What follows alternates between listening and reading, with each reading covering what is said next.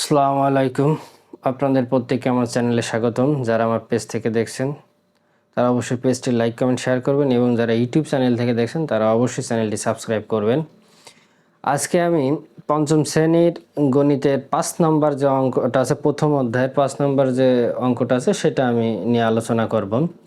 তোমরা ইতিমধ্যে যারা আমার আগের ভিডিওগুলো দেখছো তাদের জন্য অঙ্ক করাটা ইজি হয়ে যাবে। আর যদি তুমি আগের যে ভিডিওগুলো আমার আছে 1, 2, 3 নাম্বার বা 4 নাম্বারের যে অঙ্কগুলো আছে যেটা তুমি দেখোনি, যদি এই ভিডিওটা দেখতে চাই অঙ্কটা, তাহলে বলবো আমি যে তোমরা আগের যে ভিডিওগুলো আছে ওটা দেখে এসো, তাহলে তোমার জন্য কি অঙ্কটা করা ইজি হয়ে যাবে। এখন দেখো 5 নম্বরে যে আছে যে কি দেওয়া আছে, বলছে কি গ্রামবাসীরা গ্রামের রাস্তা মেরামতের জন্য টাকা তোলার সিদ্ধান্ত নিল। মানে একটা গ্রামে তারা রাস্তা নির্মাণ করবে, এজন্য কি করলো, তারা চিন্তা করলো কি যে কিছু টাকা নেবেন।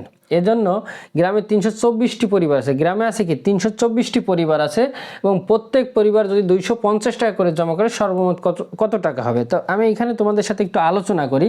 এই প্রশ্নটা তুমি তোমার বইয়ের 5 নম্বরে পাবা। যদি এখানে বুঝতে সুবিধা হয় তুমি ওই বইটা খুলে প্রশ্নটা পড়ে নেবে আর অঙ্কটা এখান থেকে সমাধান দেখবে। আর এখানে তো আমি লিখে দিছি, তারপর যদি বোঝায় সমস্যা হয় তোমাদের।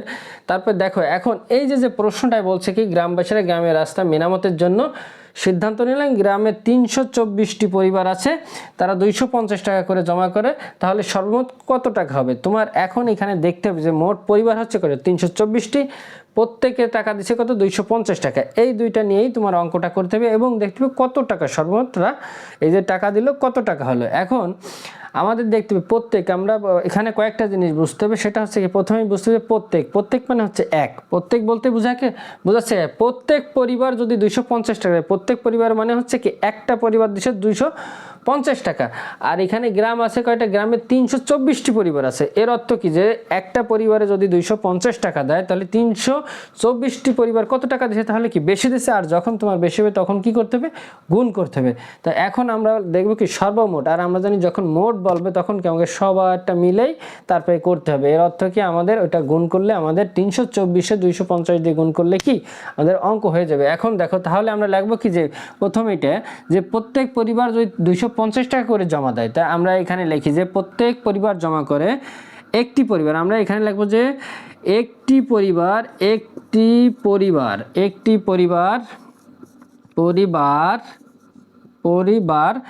জমা করে 250 টাকা। একটি পরিবার জমা করে কি 250 টাকা। একটি পরিবার আমরা কোথায় পেয়েছি মনে আছে, এখানে লেখা আছে কি প্রত্যেক পরিবার, প্রত্যেক মানে হচ্ছে এক।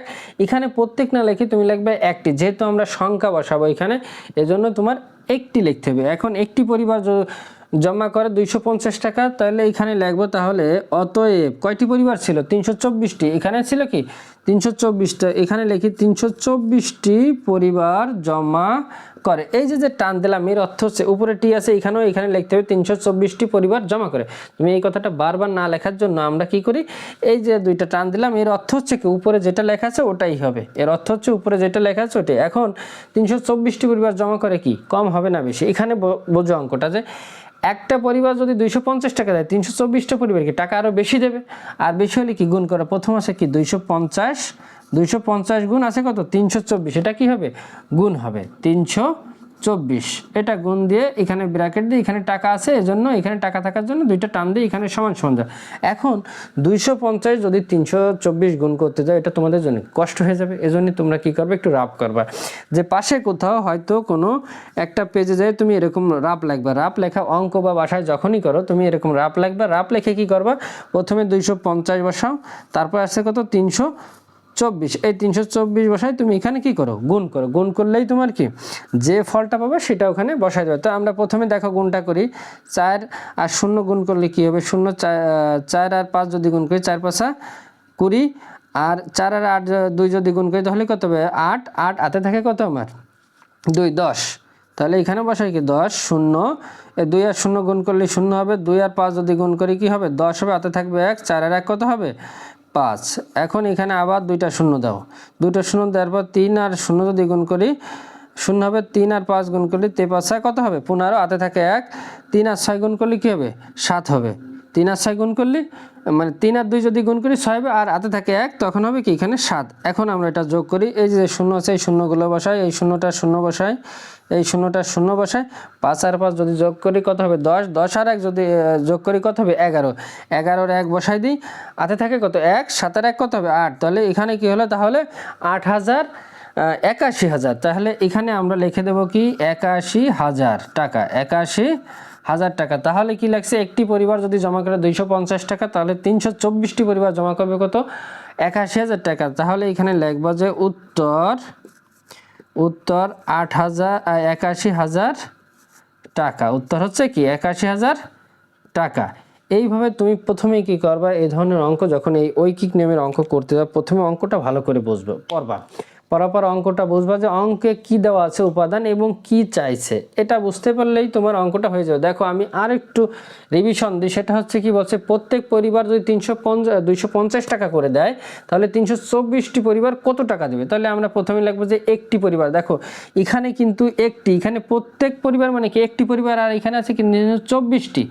এখন এখানে টি থাকার জন্য এই টিতে টি মিলতে হবে। তুমি যদি 250 দিয়ে লেখা শুরু করো তাহলে কিন্তু অঙ্কে ভুল হবে। এই টির সাথে টি বসবে এবং টাকার সাথে এসে কি টাকা বসবে। এজন্য তোমার লক্ষ্য করতে হবে যে আমরা লিখবো একটি পরিবার দিয়ে লেখা শুরু করবো, যাতে এই 324টি পরিবারের 324টি এই টিটার সাথে টিটা বসে। এজন্য আমরা একটি পরিবারে জমা করে এত টাকা, অর্থাৎ 324টি পরিবারে টোটাল যে জমা করে সেটা এখানে আমরা দেখালাম। এবং তুমি এই অঙ্কটা দেখো, যদি একবার না বোঝো 2-3বার ভিডিওটা দেখো, 2-3বারটা ভিডিও দেখো এবং সাথে সাথে তুমি খাতা কলম নিয়ে করা শুরু করো, তাহলে তুমি অবশ্যই অঙ্কটা সুন্দরভাবে বুঝতে পারবে এবং করতে পারবে, এবং পরবর্তীতে একাই তুমি ভিডিও দেখা ছাড়াও করতে পারবে। অসংখ্য ধন্যবাদ তোমাদের আমার ভিডিওগুলো দেখার জন্য।